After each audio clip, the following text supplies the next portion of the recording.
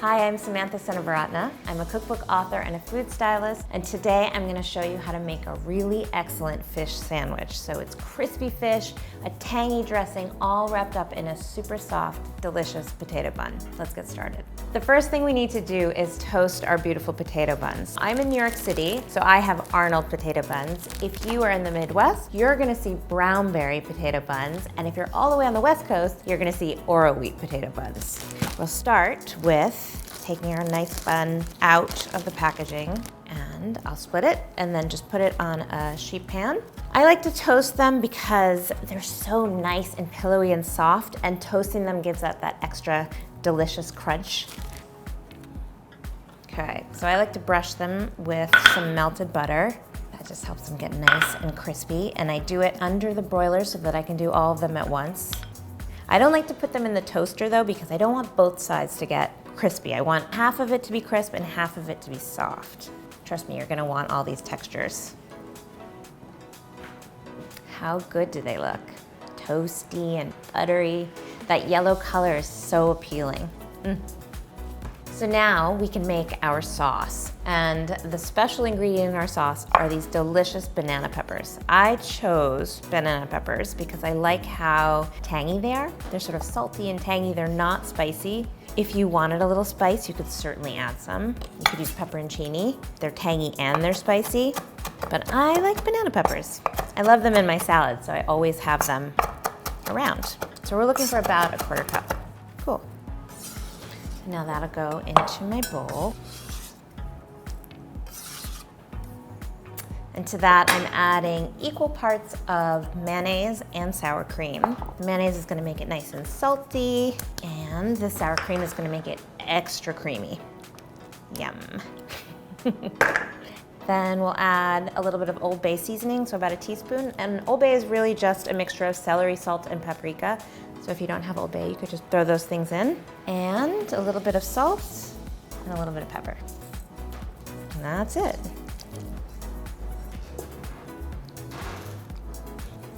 The last thing I like to add is just a little bit of the vinegar from the banana peppers. There's some acid to balance out all that creaminess. So now it's time to fry our fish, and this part is a little messy, so just embrace it. I have my oil heated to 375 degrees. I'm gonna make a wet mixture. This is all-purpose flour, a little bit of cornstarch, and a little bit of baking powder. I just want to create a nice fluffy batter. The cornstarch will help everything get nice and crisp. To that, I'm gonna add some more Old Bay seasoning, a little bit of salt, and a little bit of pepper.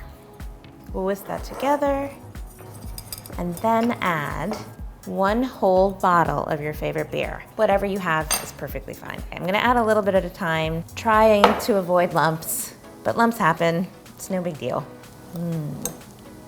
The beer is just gonna make it nice and fluffy. We want a nice light batter on our fish. Okay, let's see, I have a couple lumps. No big deal. Now I also have just another dish with some plain flour and my cod. I have 4 4-ounce pieces of cod.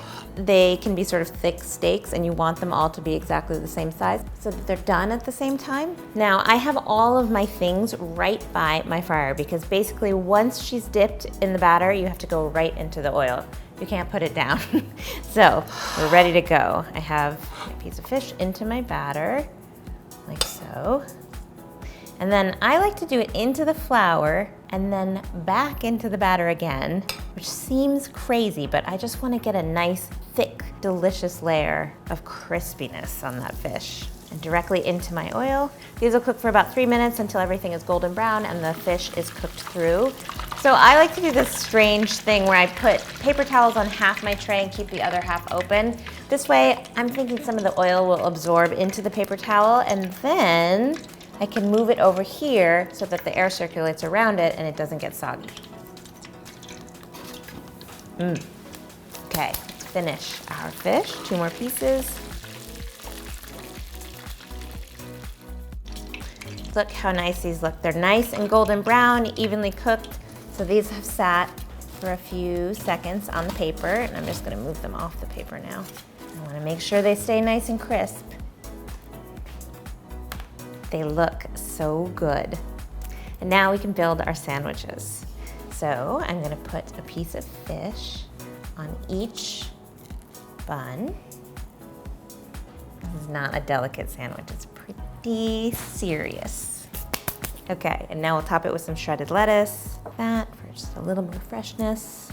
A little bit of lettuce. And now we'll put our sauce on the top.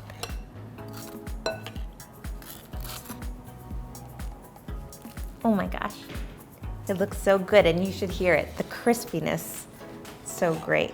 It's really important to think about your bun when you make sandwiches, because the bun you choose when you make a sandwich is just as important as what goes inside.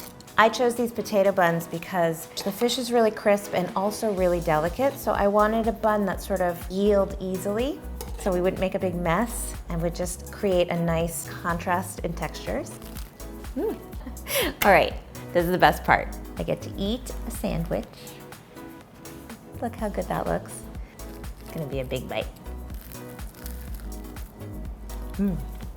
That's delicious. The fish is so crispy and the creamy sauce is perfect, and that Arnold potato bun is just soft and it goes so well with the fish.